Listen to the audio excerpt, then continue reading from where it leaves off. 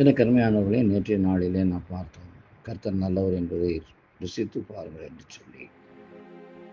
உண்மையாகவே நாம் கர்த்தர் நல்லவர், தயவுள்ளவர் என்பதை ருசித்து பார்த்தது உண்டானால் அதனுடைய அடையாளம் என்ன என்று 1 பேதுருவின் புஸ்தகத்தில் 2ஆம் அதிகாரத்தில் 1 முதல் வசனங்களை வாசிப்போம் என்று சொன்னார். இப்படி இருக்க கர்த்தர் தயவுள்ளவர் என்பதை நீங்கள் ருசித்து பார்த்ததுண்டானால் சகல துர்க்குணங்களையும், சகலவித கபடத்தையும், சகல வஞ்சகங்களையும், சகல பொறாமைகளையும், சகலவித புறங்கூறுதலையும் ஒழித்து விட்டு.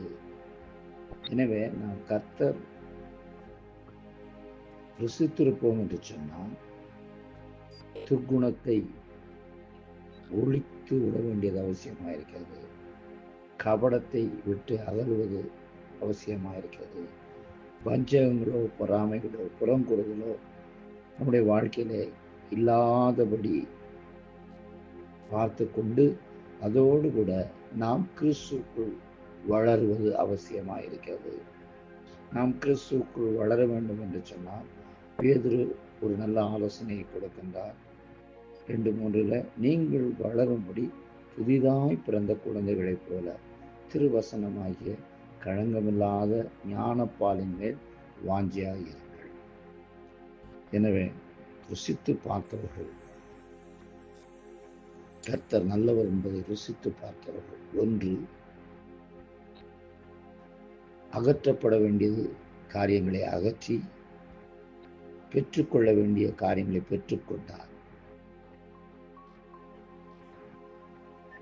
நாம் தெரிந்து கொள்ளப்பட்டதின் நோக்கம் விலையேற பெற்றதாகிய ஜீவனுள்ள கல்லாகிய இயேசுவிடத்தில் சேர்ந்த நோக்கம் நிறைவேறுகிறதா இருக்கின்றது. ஏனென்றால் 5வது வசனத்தில் அவர் சொல்லும் பொழுது, ஜீவனுள்ள கற்களை போல ஆவிக்கேற்ற மாளிகையாகவும் இயேசு கிறிஸ்துவின் மூலமாய் தேவனுக்கு பிரியமான ஆவிக்கேற்ற பலிகளை செலுத்தும்படிக்கு பரிசுத்த ஆசாரிய கூட்டமாகவும் கட்டப்பட்டு வருகிறீர்கள். எனவே ஏதோ ஒரு ஞாயிற்றுக்கிழமை கிறிஸ்தவர்களாய் இருக்க கர்த்தர் நம்மை அழைக்கவில்லை. நாமே மாளிகை, நாமே பலி செலுத்தும் ஆசாரியர். எனவே இந்த நாட்களிலும் கூட கர்த்தர் நல்லவர் என்பதை ருசி பார்த்ததான நாம் அந்த பாக்கியமான ஒரு வாழ்க்கை வாழ வேண்டும் என்று சொன்னார்.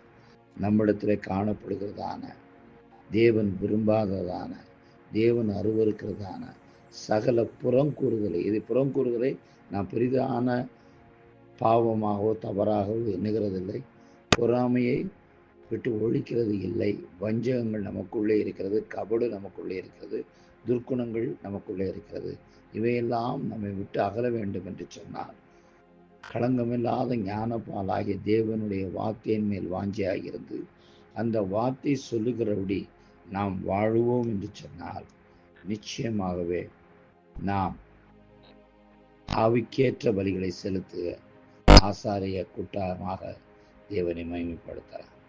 எனவே இப்படிப்பட்ட நிலைக்குத்தான் தேவன் நம்மை அழைத்திருக்கின்றார்.